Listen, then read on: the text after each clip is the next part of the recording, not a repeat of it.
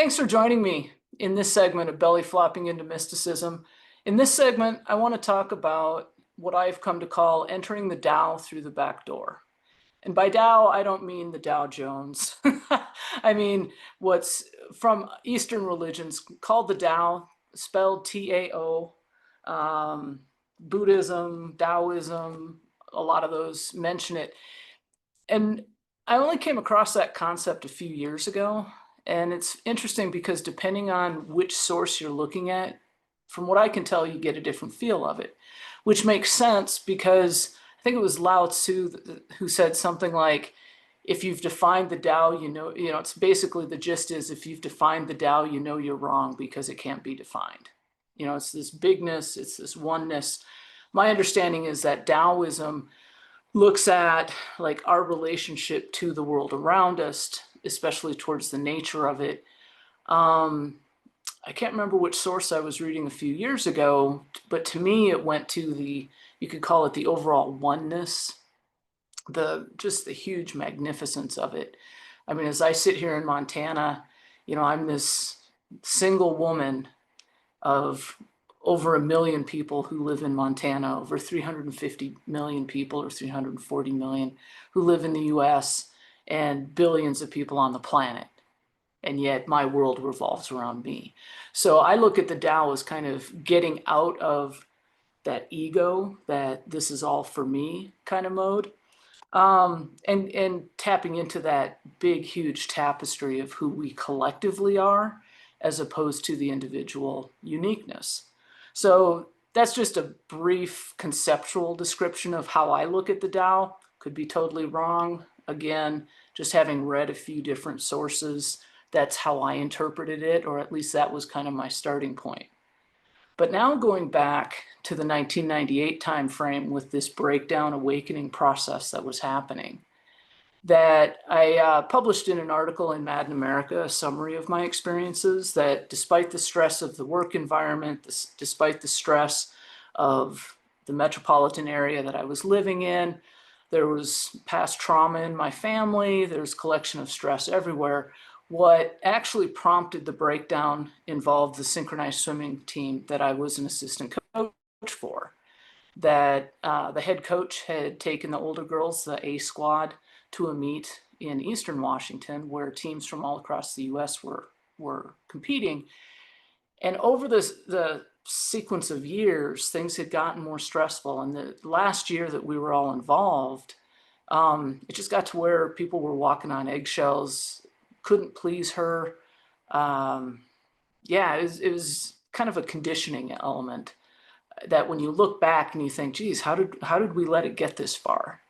But there's that frog in the pot of water analogy, where the frog, according to the analogy, if you put a frog in just a tepid pot of water, it'll sit in there all nice and happy.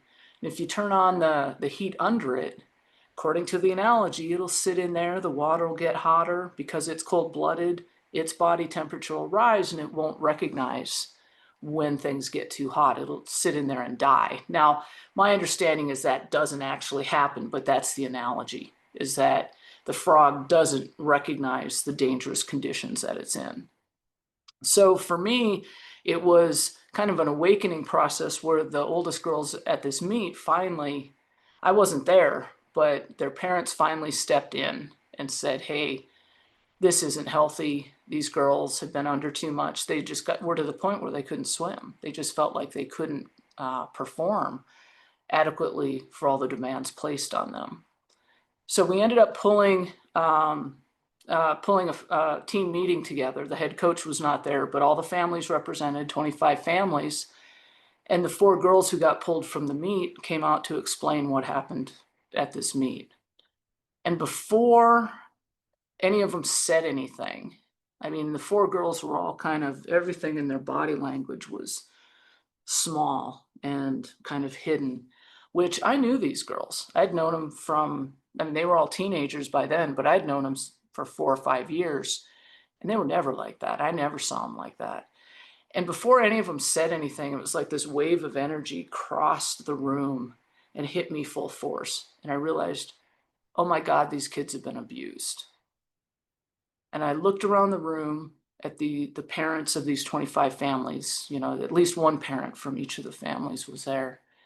And I looked around the room and I said, this is a system of abuse. This is a system of abuse. We, the adults, I mean, I was 31 at the time, and most of the parents were older than me. We all failed to recognize how this got to this point. And so for me, that was kind of the moral injury that just hit me hard enough. And that's what triggered this process to engage, this ego collapse or whatever.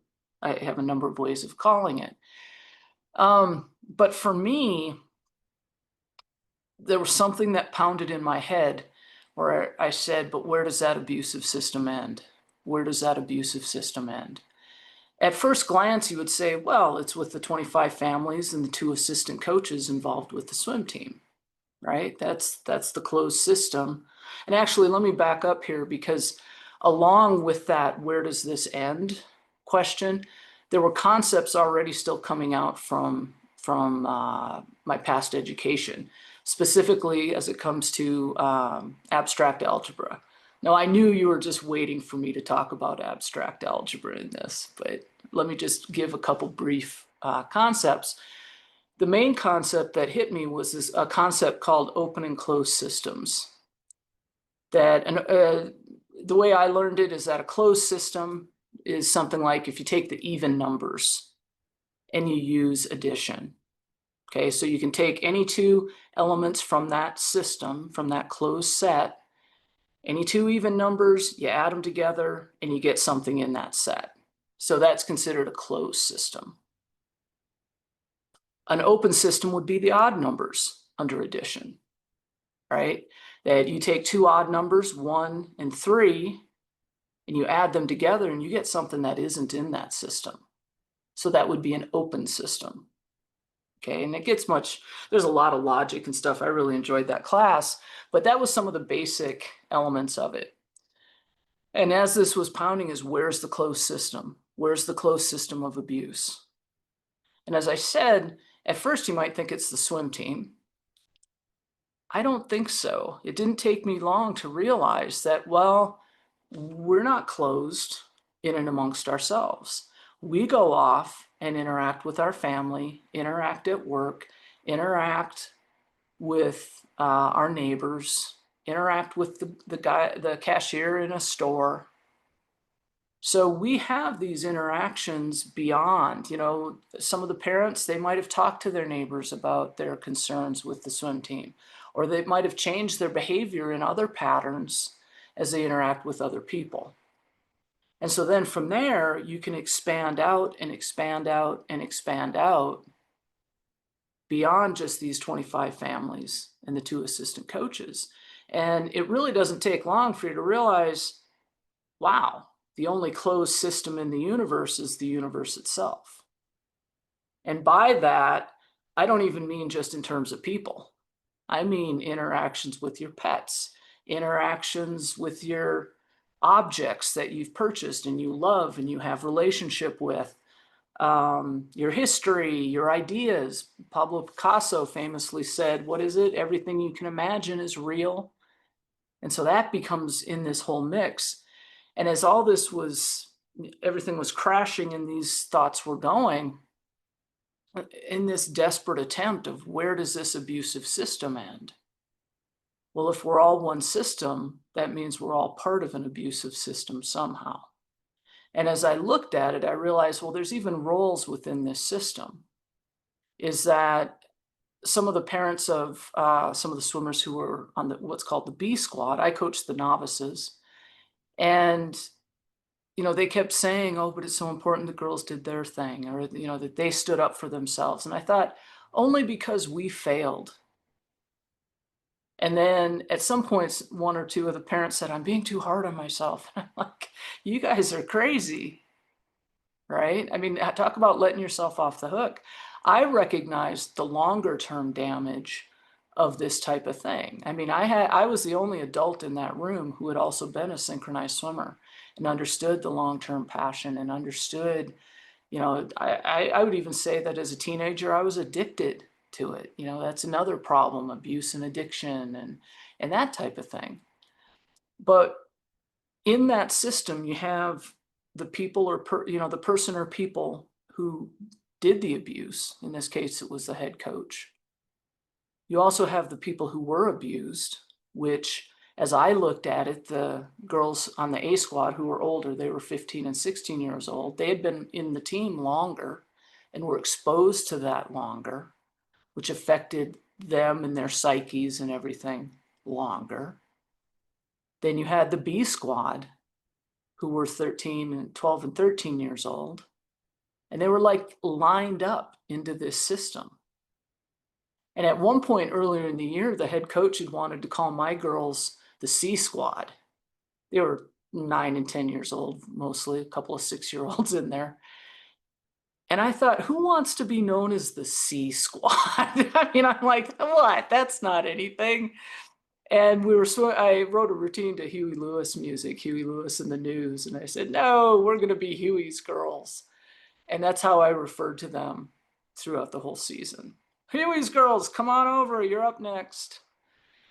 And as I look back at it, I realized that it was almost like at a subconscious level. My subconscious said, no, I don't want my little swimmers to be lined up into that pattern. It wasn't at a conscious level, but it was a breaking away from that system. So I mentioned the abuser, I mentioned those who are receiving it, but then there's the witnesses. And so as we look around at the elements of the world around us, a lot of people are witnesses. They feel it's not their place to jump in, that it doesn't affect them. Yet I could argue that at the subconscious level, it most certainly affects you. And that's why I call it entering that oneness, entering that overall collective system through the back door is because I came to that understanding through this very intense experiential. It wasn't just intellectual. It was passion of where's that system end? Where, what, you know, and visionistic of looking at governments and how they treat each other, nationalities, races, genders, all of it played into it. But I think a lot of people, when they talk about Taoism or the Tao, it's generally more favorable. It's about how you can, you know, draw energy from nature and be at one with the universe in a much more positive way. And so that's why the way I came to that understanding of that interconnectivity or that relationship, that trying to seek a closed system, came through what could be called more of a negative experience, which is why I call it entering the Tao through the back door. Now, I want to say that some people would think of this, oh, Penn, you're being too negative. Well, okay, maybe. But at the same time, I'll give you a cheater's tip, is that because we're all one system, you know, there are some people who say we're all one, and some people just can't grasp that concept. And I'm like, okay, back off from that. But it's much easier to understand that we are all a part of one web. Your part of the web might look entirely different than mine, the experiences you've had, but we are all part of one web. Then you can begin to comprehend, okay, that makes maybe a little bit more sense. And because we're all part of one web, you could use almost any adjective to describe anything and say we are all that. We are all part of that. You could say we are all growing. Well, that's true too. But we're still in some type of an abusive situation, even if we're just witnessing it, or even if we've distanced ourselves from it or attempted to. You could say we are all awakening, or we are all this, or we are all that. And actually, even as I describe that, it reminds me of some of Neil Donald Walsh's, presumably God wrote the Conversations with God trilogy in the books. And some of his later work, he's talked about that, look at something and say, I am that. I am that. I am that person. I am that thing. I am that experience. And in that oneness, overall part of it, I am in an abusive system. I am in a growing system. I am in a decaying system. I am in a confrontational system. I am in a high energy system. I am in a low energy system. Because of the vastness of this magnificent web, which I also sometimes call quantum, you can say that, and I think a lot of people would call it a paradox, but it is paradoxically true. But I think looking at that, then you can start saying, okay, what are the parts of this web that get generated as a result of combinations? And then maybe we can make some more progress of preventing that from growing unabated or something. I don't know. Maybe I'm tilting at windmills, but that's fine. But that's why I wanted to just share a little bit of, I call it entering the Tao through the back door. I've only started calling it that in the last year or two. Prior to that, it had more to do with abstract algebra and open and closed systems. Goes to the idea of thinking outside the box. I remember being in Banff going, there is no box, except the ones we, of course, build. So just wanted to share that as a concept. Yeah, I hope you found it somewhat interesting, and I hope you have a great day. Thanks again for joining me.